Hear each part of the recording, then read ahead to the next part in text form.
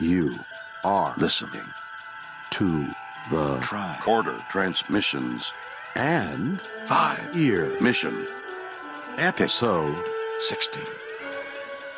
And now, here are Craig and Jeff.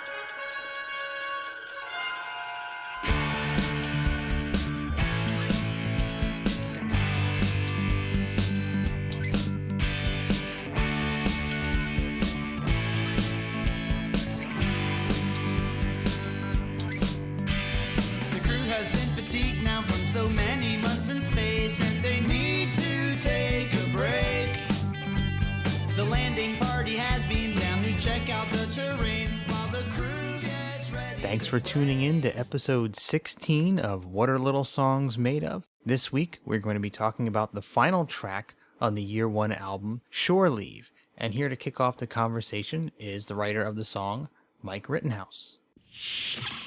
All kinds of thoughts. At this point in writing the songs, so I had my first few songs already written when Noah and I started asking the other guys to join.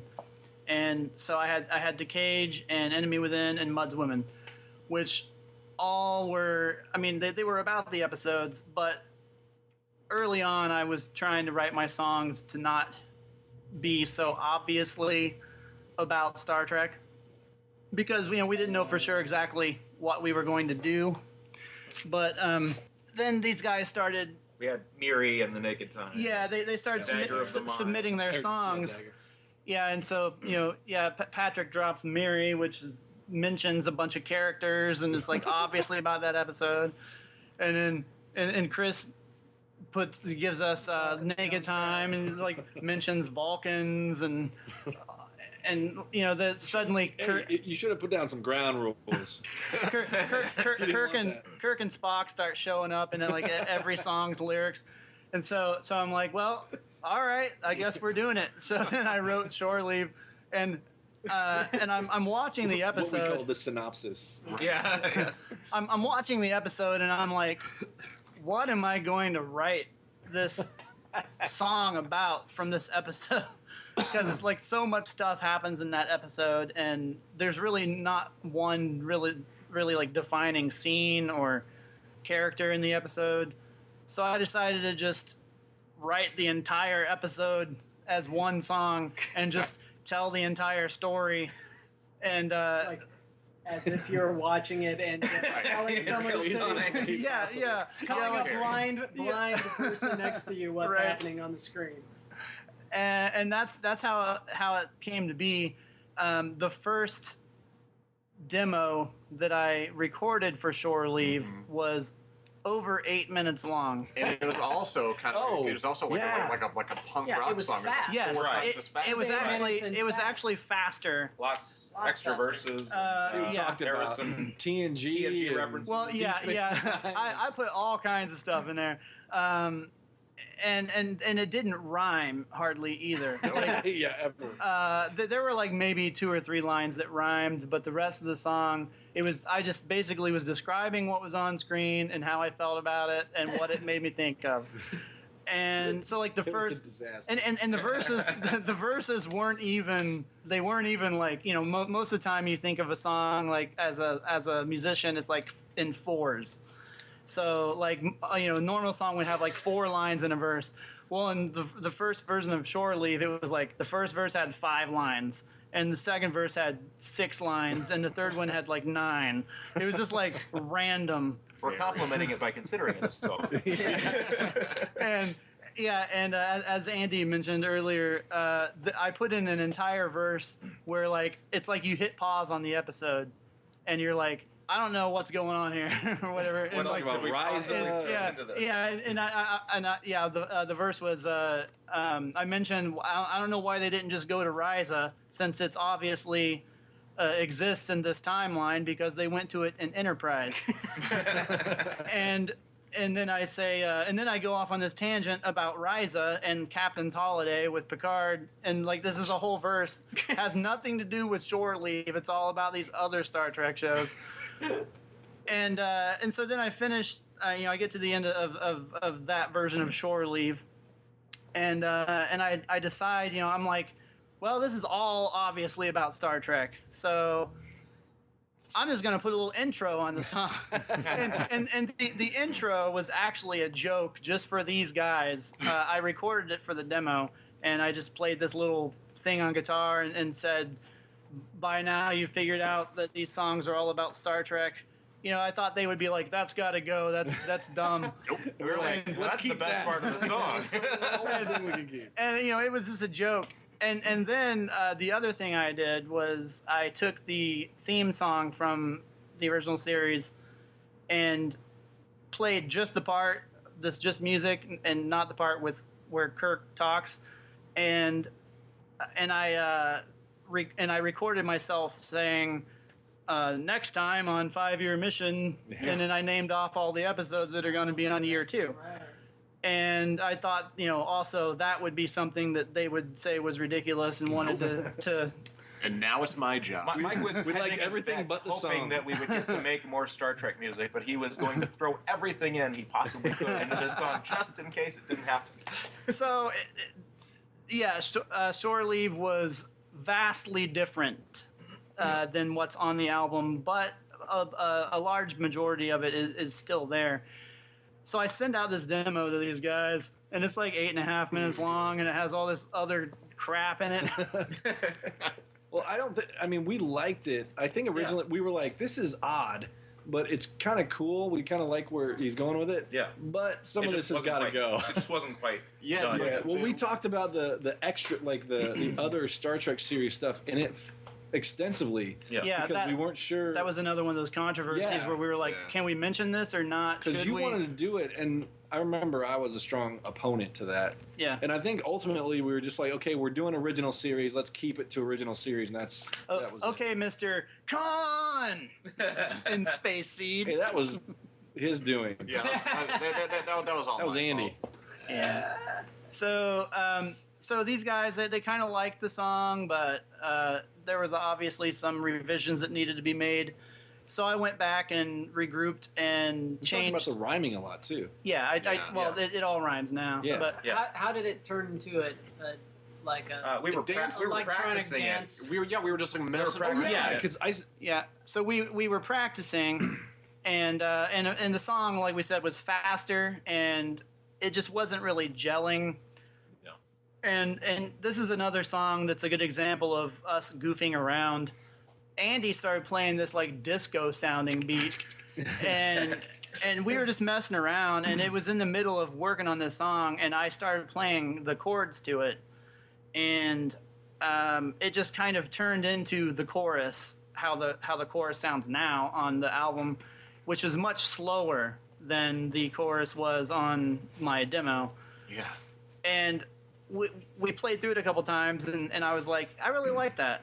And then the song kind of developed from there and became much, not a lot slower, but definitely like dancier and Yeah. not really like punk rock kind of like it was. Right. More listener friendly. Yes.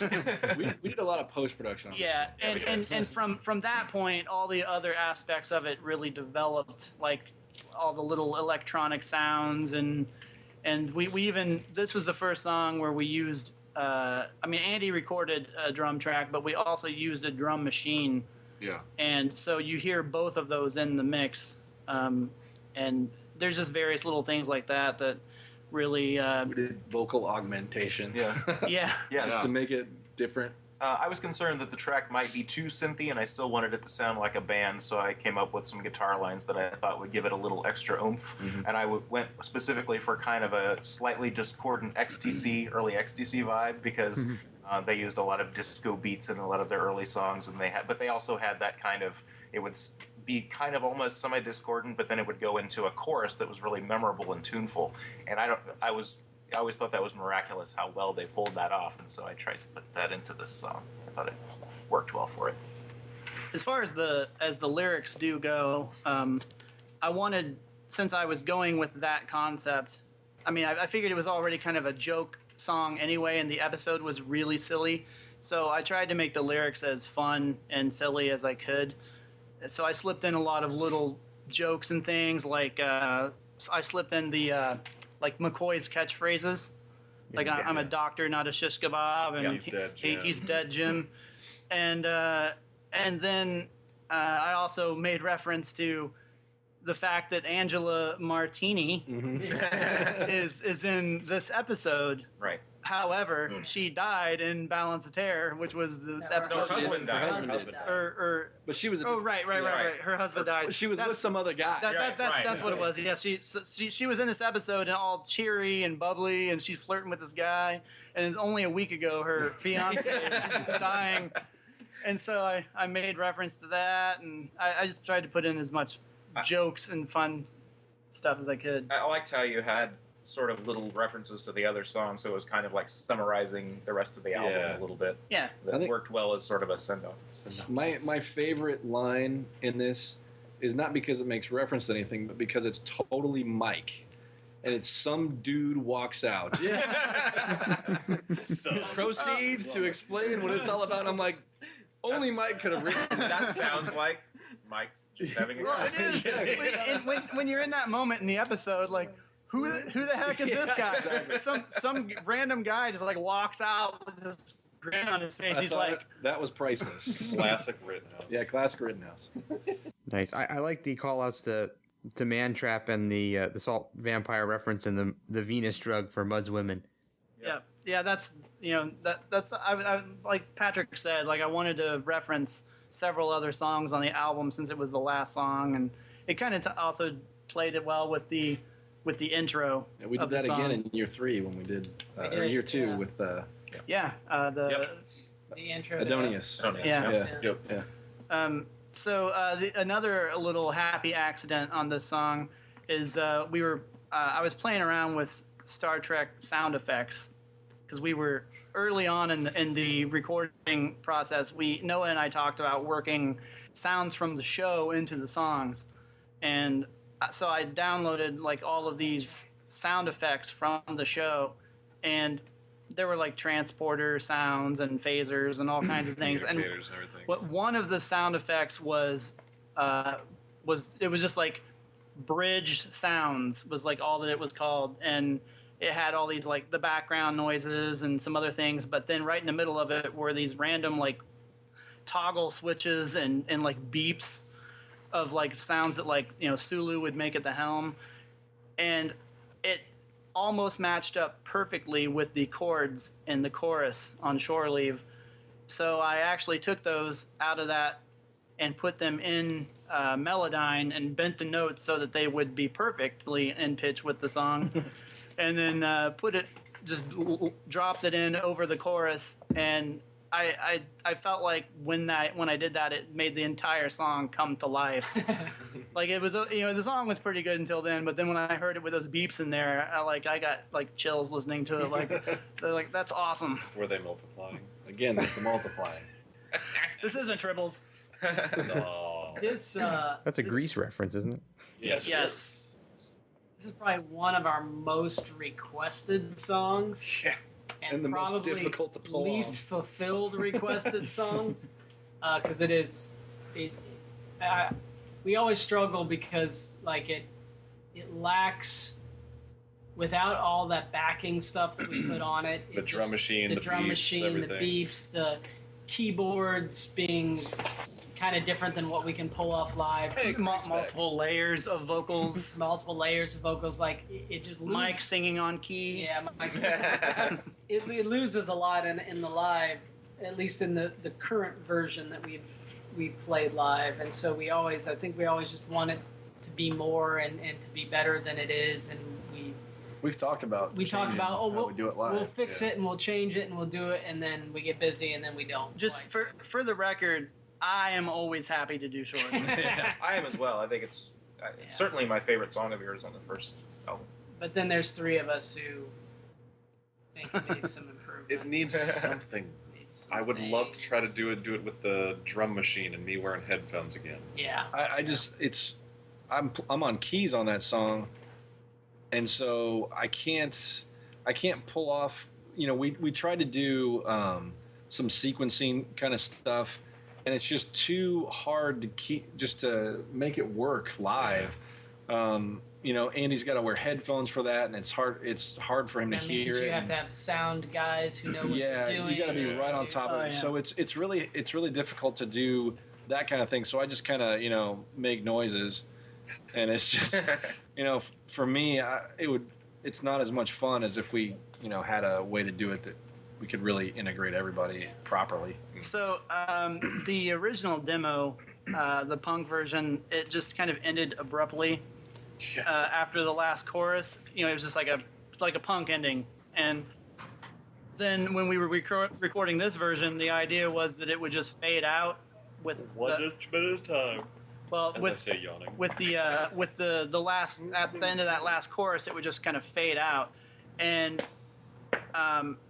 as we were mixing and trying to figure out how to end the song and where to end it, we all just kind of dropped out of the song in random places because originally we were just going to fade it out, so there was really no ending. And the more that I heard that just odd ending where nobody, like, everyone just keeps going and then like just ends wherever they feel like it, and like Chris played the longest. Like, he recorded 2 different key parts and you can hear them like long after everyone else is done. I like that so much that I just left it instead of fading anything out or cutting it off somewhere. And I think that it's just a fun, weird ending to the album and to a silly song. So can you talk a little bit about the acoustic video you guys filmed at the comic book store? I couldn't open my mouth because I had surgery like a day before we did that. That's right. I forgot we did that. We did that I song. forgot we didn't did that song too. Well, that was Let's record an acoustic version of one of Mike's hardest to sing songs, and Longest. yeah, A week after he's and had let's do it surgery. when he can't open his mouth. Yeah, that was from our first Kickstarter. That was one of the rewards. Somebody had actually, it was designed to have 12 people bid on it, and then each person would pick a group of 4 songs, and we would take everything and just create this recording out of all the suggestions we had. But only one person actually bid on that reward, or donated to that. So we ended up just we were gonna do a few songs, 4 songs for him, but when ultimately we decided just to go ahead and do the 12 songs because we were going to anyway, and that was one of the ones he chose. So it would not conventionally be one that we would do acoustic, and I think that's kind of one of the reasons why he chose it. But I think we pulled it off pretty well. It worked fine. Yeah, I think it works well. It's sort of a campfire sing along. Yeah. Thing. Yeah. If you can't do the full production, Right. then strip Strip it it way down. down to Yeah. a campfire. Well, sing and I think we kind of had fun with it too when we did it. So that's You guys did. important. Because we were like, Mike, we had fun at Oh wait, dancing around, and dancing not around. only this one, but let's also play Mike's other hardest to sing song, Cat's Paw. That's well. yeah, that's for another day. Yeah. That's you. So guys, any final thoughts on Shore Leave? No. Yes, on the episode itself, going back to our top 10 list, Nice. Oh, brother. Yum and Barrow, Oh yeah. yeah. maybe number 3 for me. Yeah. Maybe number 3. I've already established the first 2, and She three- was the one with bones, right?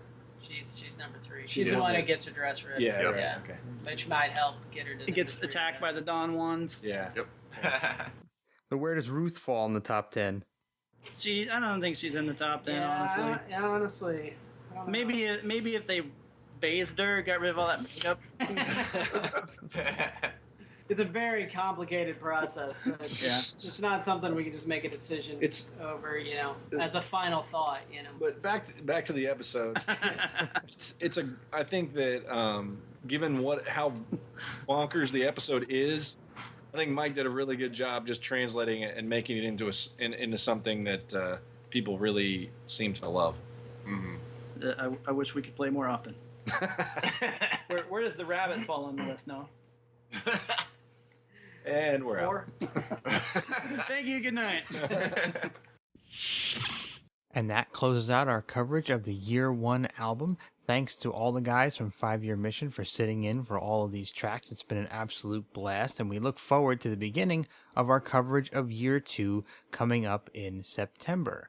But keep an eye out for some postings from our upcoming convention where we're going to be getting together with the guys and talking some Trek while we're out in Las Vegas. So we'll see you all in the near future.